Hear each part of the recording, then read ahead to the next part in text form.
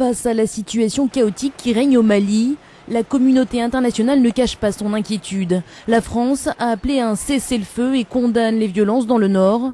Dans un entretien accordé à France 24, le chef de la diplomatie française fait part de ses préoccupations sur la situation sécuritaire.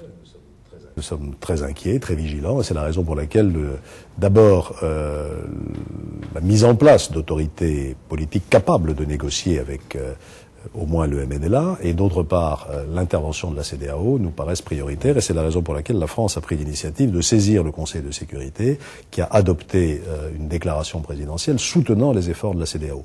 Sur le terrain, les discussions se poursuivent. Après sa rencontre avec le capitaine Sanogo, leader de la junte, le médiateur régional burkinabé se montre plutôt optimiste. Je pense que le capitaine et le comité sont dans d'excellentes prédispositions pour faciliter la mise en œuvre du retour à la normalité. Pourtant, la CEDEAO, communauté des États d'Afrique de l'Ouest, s'est réunie en urgence à Abidjan hier.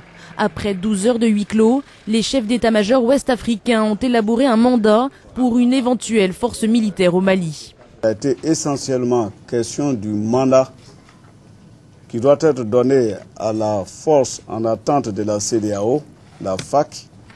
Et nous avons donc proposé au comité des chefs d'État de la CEDEAO un mandat pour l'engagement de la FAC au Mali.